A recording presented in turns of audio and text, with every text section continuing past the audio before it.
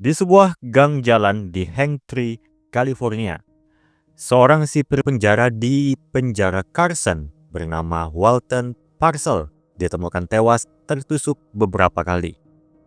Pemilik toko perhiasan sekitar TKP menemukannya tadi pagi di sini, dan malam tadi korban membeli kalung wanita sebelum toko perhiasan itu tutup. Tidak ada tanda perampokan meskipun ada satu perampokan di awal bulan ini.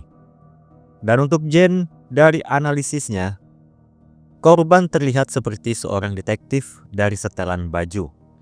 Pekerjaannya sebagai sipir penjara alasan dia terbunuh. Sementara ini, mantan napi adalah salah satu opsi untuk dijadikan tersangka. I'll run a check of all the ex-inmates from Carson in the area. Kembali ke CBI, sambil Van Pelt sedang membagikan undangan pernikahannya, ia sudah menyelidiki korban. Orang tuanya sudah meninggal, tidak ada kerabat dekat di Hanktree. Tapi riwayat panggilan telepon Walton memberitahu kalau dia mempunyai pacar bernama Sally Dillon, penata rambut di salah satu salon di Hanktree. Jadi tim akan dibagi. Teresa dan Jane akan menemui Sally, Cho menuju penjara tempat korban bekerja, dan Rigsby menemui beberapa mantan narapidana penjara Carson yang ada di list. Pertama di sisi Rigsby. Dia sedikit tegang menemui salah satu mantan napi. Itu karena orang itu adalah ayahnya sendiri, Steve Rigsby. I got nothing for you. Seperti yang digambarkan saat LaRoche mewawancarai Rigsby mengenai Todd Johnson di episode 11 season 3.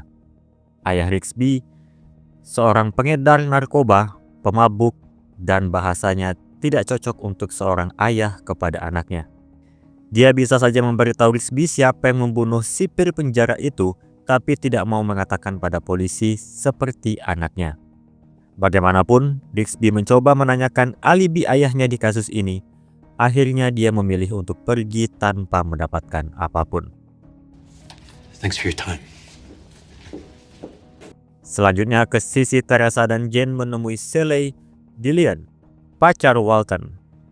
Mereka berpacaran selama 2 bulan. Terakhir kali mereka berkencan 2 malam lalu, tanpa ada masalah sama sekali.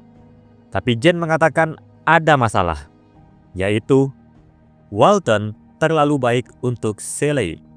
Sedangkan Sally lebih menyukai pria-pria nakal akibat peninggalan salah asuh saat kecil. Teresa pun meminta Sally menceritakan tentang Walton. Diketahui Walton kuliah kelas malam di kampus lokal, mengambil kelas kriminologi karena bercita-cita ingin menjadi detektif. Okay. Well, if you think of anything else, just give us a call. I will. Berlanjut ke sisi Cho dan Van Pelt di penjara Carson, berbicara dengan bos Walton, Clifton Powell, yang agak skeptis dengan ambisi Walton untuk menjadi detektif. Pada bulan lalu, Walton sedang membangun sebuah kasus untuk memindahkan salah satu narapidana ke penjara super ketat dengan bantuan salah satu profesor di kampusnya. Masalahnya, Walton tidak memberitahu Clifton napi mana yang sedang diselidiki, tetapi para napi pasti lebih tahu karena jelas diwawancarai oleh Walton. Atas informasi itu, Teresa dan Jane mengunjungi profesor tersebut yang sedang mengajar di kelas, bernama Profesor Huff. Teresa menjelaskan maksud kedatangan mereka untuk menanyakan nama narapidana yang sedang diselidiki Walton. Huff mengatakan Walton tidak menggunakan nama asli napi tersebut saat berdiskusi di kelas, meski Huff yakin Walton pernah menyebutkannya. Maka itu, Jane mengambil kelas dan dengan mentalisnya mengajak setiap siswa untuk mencari apapun yang mungkin berhubungan dengan Walton dan kasus yang sedang ia tangani. Singkatnya, berkat bantuan 2 siswa dan Profesor Huff, mereka berhasil membuat profil dari napi itu. Pria bertato berkulit putih dari Fontana, bernama Marcus. A+. Class dismissed. No homework. Dan kemudian kembalilah ke CBI. ditemukanlah napi bernama Marcus Lansdale dari Fontana dan dipercaya memiliki peran penting dengan melindungi pengedar narkoba dan membereskan para pengadu. Sipir penjara di sana tidak bisa membuktikan apapun. Dia bisa saja menyewa pembunuh bayaran untuk membunuh Walton. Maka kemudian Teresa dan Jane pergi untuk menemui Marcus di penjara Carson. Ia menyangkal tuduhan apapun karena di sini sudah lebih 10 tahun dan tidak tahu soal apa yang diselidiki Walton di penjara ini. Jika ia ingin seorang sipir penjaga mati, penjaga itu akan ditemukan di lemari sapu tepat di area blok selnya.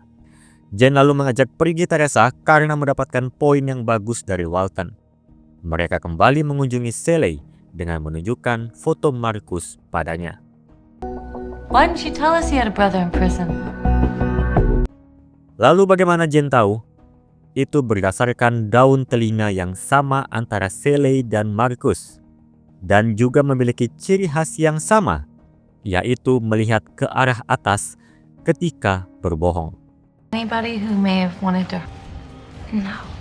Did you know what Walton was going to do? Shelley pun menceritakan yang sebenarnya. Hubungan Shelley dan Walton berawal dari Marcus menyuruh Shelley untuk mencari tahu rencana apa yang direncanakan Walton dalam kasus pemindahan Marcus Lansdale. Tetapi Shelley akhirnya jatuh cinta pada Walton dan mengatakan kepada Marcus bahwa dia tidak akan melanjutkan mata-mata itu lagi. Membuat Marcus marah dan berpotensi menyewa pembunuh bayaran atau justru Shelley yang diancam untuk membunuh Walton. Maybe we can get your brother to talk, find out who killed Walton. Dan masuklah esok hari, Shelley memiliki alibi yang valid untuk tidak melakukan pembunuhan Walton. Jadi opsi tersisa satu. Dan untuk Rigsby, dia tidak menemukan mantan napi yang terlibat di kasus ini.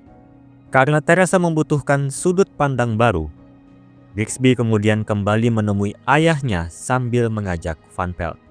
Pada kunjungan pertama, ayahnya mengaku bisa menangkap si pembunuh dalam 10 menit.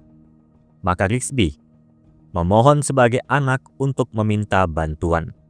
Mereka pun diarahkan pada seorang wanita bernama Elaine Hamilton dengan nama alias Rocket. Elaine menuding seorang pria bernama Butch Carmen datang ke bar membawa uang banyak dan mengatakan telah menjatuhkan penjaga demi uang.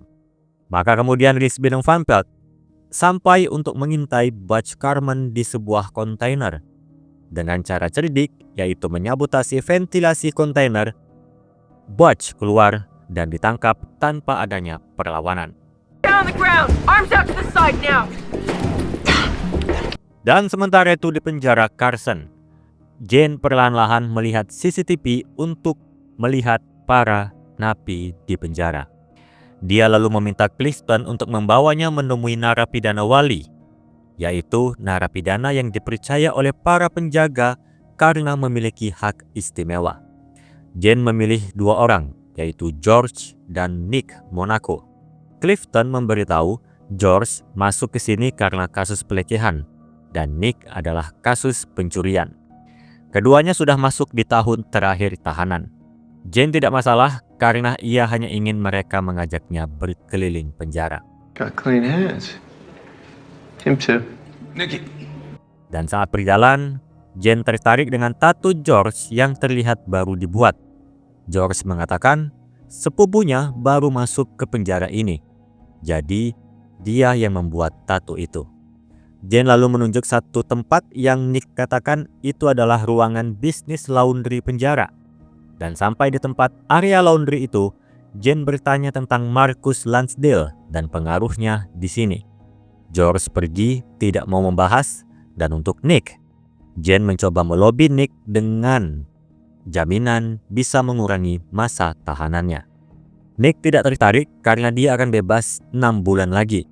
Dia tidak mau terlibat masalah. Got it.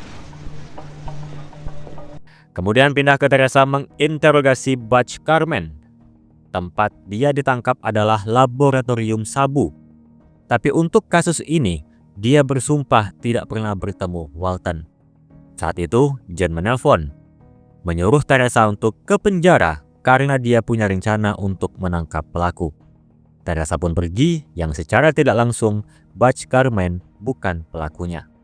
Tapi di ruangan utama tim, Butch Carmen adalah masalah tersendiri untuk Rigsby. Diketahui kalau sabu bukan bisnis Butch Carmen satu-satunya. Dia juga memiliki simpanan rokok ilegal. Rigsby langsung pergi ke bar untuk menemui ayahnya, menyadari kalau ayahnya itu telah memanfaatkan Rigsby untuk mengalahkan saingannya. Rigsby Junior pun ingin meninju, tapi Rigsby Senior menunjukkan pisau diikat pinggangnya dan memperingatkan ia tidak suka berkelahi tangan kosong.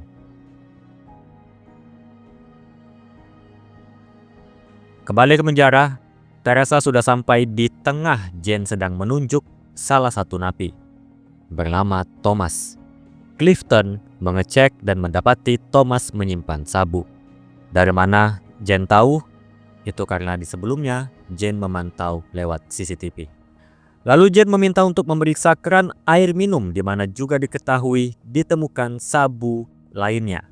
Dan setelah itu, Teresa kesal. Jane menyuruhnya ke sini hanya untuk menyaksikan Jane menggagalkan pengedaran narkoba. Jane mengatakan ini bukan sekedar menggagalkan, tapi ada informan yang memberitahunya untuk membawa Marcus Lansdale pada CBI. Informan itu adalah Nick Monaco, si pencuri. Pembicaraan itu terdengar oleh George dan setelahnya menyampaikan pada Marcus tentang Nick. Marcus pun berencana mengambil tindakan sendiri dan menangkap Nick atas tuduhan informan. Tetapi tentu saja ini semua adalah jebakan. Dan setelahnya ketika Marcus memegang pisau menuju sel Nick, Cho sudah menunggu di sana. Drop the knife, Lansdale.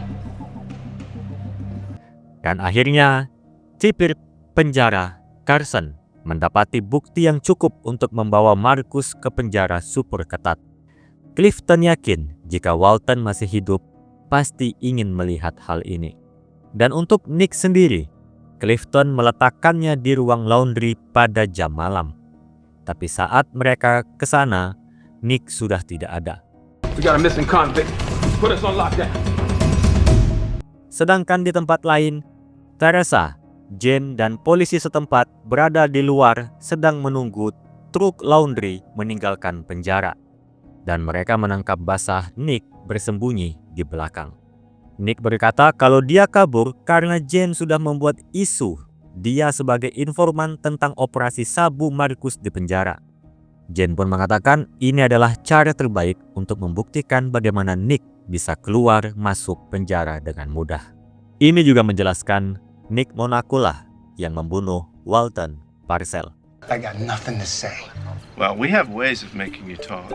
Dan menujulah ke ruang interogasi untuk mendengar motif Nick Monaco. Perampokan toko perhiasan sebelumnya dilakukan oleh Nick agar ia memiliki modal awal setelah keluar dari penjara dalam 6 bulan ke depan. Menyuap sopir laundry penjara dengan imbalan agar ia bisa masuk dan keluar penjara tanpa terdeteksi. Tapi ketika ia keluar untuk kedua kalinya mencuri di toko yang sama, Walton Parcell ada di toko itu, yang jika diingat dia sedang membeli kalung wanita. Walton melihat Nick di luar toko dan mengejar Nick sampai di sebuah gang. Disitulah Nick harus menutup mulut Walton dengan menusuknya. Nick menyangka perbuatannya itu aman, tapi nyatanya tidak. Jelas dia bertanya bagaimana Jane tahu.